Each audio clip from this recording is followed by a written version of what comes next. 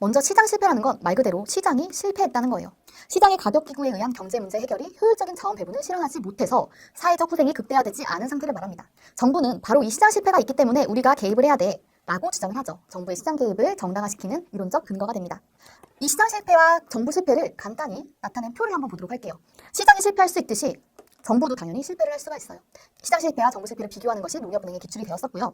먼저 시장 실패는 아까 말씀드렸다시피 시장 가격 기구가 경제 문제를 스스로 해결하는 데 실패해서 효율적 자원 배분과 공평한 소득 배분을 하지 못하고 있는 상태를 의미합니다.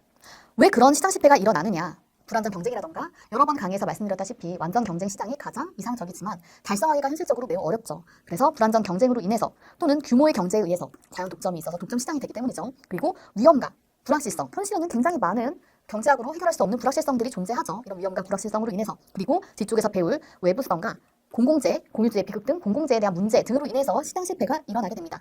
비대칭 정보, 올바른 선택을 해야 하는데 정보가 대칭적이지 않아서 감추어진 정보들이 많아서 시장 실패가 일어나기도 합니다.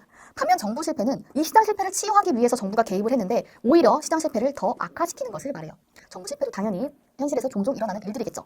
정부가 부동산 가격을 잡기 위해서 여러 정책을 했는데 더 악화되는 경우 이런 것들이 정부 실패다라고 할 수 있습니다.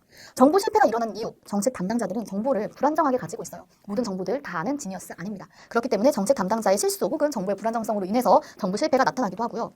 시차의 가변성, 정부가 어떤 정책을 딱 수립하는데 하루 만에 일어나지 않죠. 굉장히 많은 시간이 걸립니다. 그런데 이 정책을 수립할 때는 분명히 어떤 문제가 있었는데 이 정책이 시행될 때 그리고 정책이 효과를 가져올 때에는 이미 이 문제가 다양한 모습으로 바뀐 후라는 거죠. 시차가 있기 때문에 정부가 딱 적당한 정책을 그 시점에 내리기가 굉장히 어려워요. 그래서 정부 실패가 일어나기도 하고요. 또 민간의 반응에 대한 예측이 불가능하기 때문에 정부는 좋은 정책을 내렸는데 민간이 그걸 역으로 받아들인다던가 오히려 역효과가 나기도 하는 경우가 생기게 되죠. 그것도 정부의 실패를 야기하게 됩니다. 그리고 정책 결정 과정에서 여러 가지 왜곡이 발생하기도 하죠.